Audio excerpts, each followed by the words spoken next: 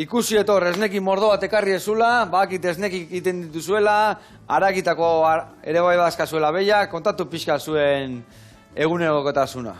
Bai, bueno, guk esne behiak eta gero harakitakoak ere baitugu biak, komplementu bat pixkat egokia iruditzen zaigulako, dugun gauden tokian egonik, eta gero esnetako behien esneakin egiten ditugu hor ikusten diren esneki horiek. Gehien bada esnea, jogurtak, gazta freskoa, gazta onduxagoa, mantegosoa, eta orain berriki ari gara proba batzuk egiten, rulo moduko behienakin, eta beti pixka bat gauza berritzen. Ekarri zue, probetan nahi izaten, baina ja martxan dakazue, ezta? Bai, proba gehien bat, harik ere egiten, ja nik uste nahiko lortu ere badugula, baina... Leku erreak ere probaiteko, ni probatuko ja zeuru, Ondo, eta esan, noiz hasi zenaten ja esnekiai egurra ematen? Hasieran esne bakarrik saltzen zenuten, haragitako, nola juntziate pixkanaka?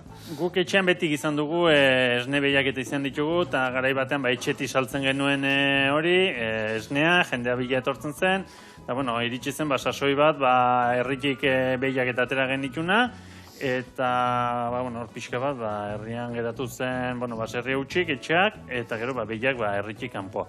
Baina lata guzti beti mantendu izan dugu, batez ere gurasoek, zenku ikasten eta gundean kanpoan ere egotea tokatu zaigu, eta baina beti inguru horretan, behi inguruan, beti esnekoak ez baziren haragitakoak, eta beti arrori barruan euki dugu edo gustoko izan dugu inguru. Beti beitartian, orduan etxian baserrin beti ondia behiak, ez da? Beti. Ona. Eta adibidez, noiz hasi zeate jogurrak iten? Beti da nik iten dia jogurrak ebai zuen etxian, o gazta eta olakoak edo...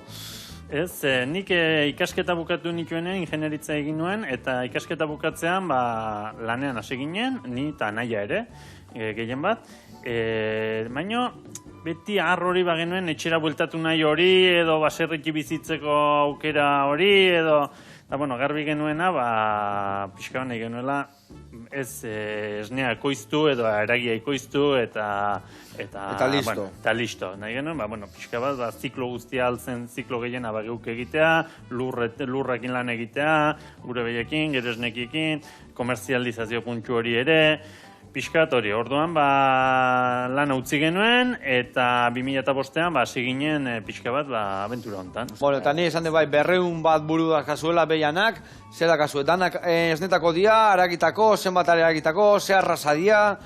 Bai, 200 ditugunak, horiek esnetakoa dira, ez dugu esne guztia egiten transformazioan, zen gure azkenean gure salmenta puntua eta oso zuzena da, baina bai egiten duguna da eguneroko esnearekin, eta esne behioiek, 200 eukitzearen arrazoia da, guk saiatzen garenla, lehenengo urratxeti bukaeraino, esate baterako lurretik, belarrazik ikasi eta produktua salmentaraino, dana etxen eukitzea.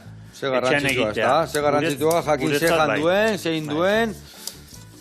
Guretzat, hori oso garrantzitsua da, hortarako eskatzen dizu, beti minimo bat, volumen minimo bat, eta, eguneroko esneakin lan egin alitzateko. Eta zure behian, berezitasunetako bat da, leheno beti oteziala esneko behiak ikulu barruan sartuta, eta ni area junitzanean eharki ikusi nitunan, bai daudela aterpian, baina daude alde guztitatik biztan, ez da?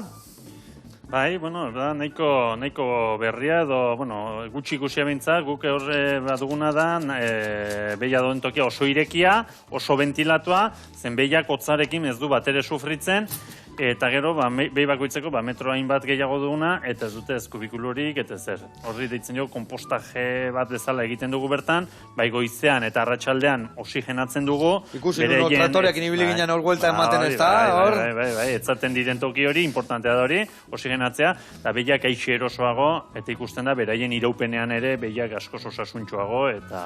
Teknika hori, nondik ekarri dago, nondik anikasi dugu horrela egiten?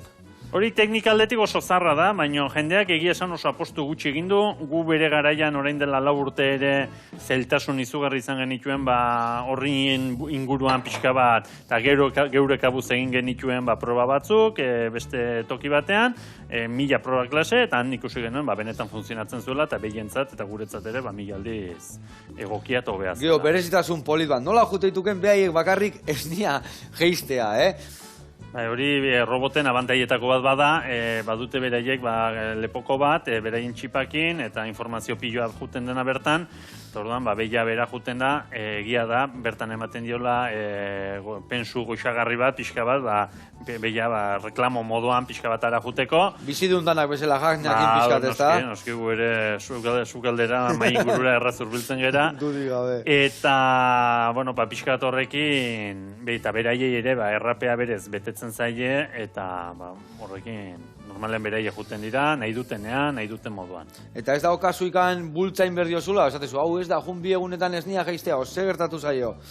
Hor beti gertatzen da bateon bat, edo beldurra ere, gehiegi baldin badituzu igual, beldurra ere nagusitzen da batzutan, ara jutea. Behaien artian, ez da? Behai, jerarkia pixka bat markatzen dute batzuk, eta gero oso garrantzitsua behia osasuntxu egotea. Behia gehiungo perezik ez eukitzea, altxa eta mugitu eta hankako minik ez, eta guzti hori garrantzitsua. Emateu mekanizatuta daula, baina berdin, esateu bezala, el ojo del amo engorda el caballo, no? Altento ibili biharrek, ez da? Bai. Ezin dezu, venga, jarrien makinak martxan eta ja naiz azalduko. Ez da gure kasua mentzat, ez da lan gutxiago egiteko, eta gutxiago ere, da beste modu bat, informazio gehiago ematen dizuna, eta erosoago, nik uste, beraientzat nola guretzat ere.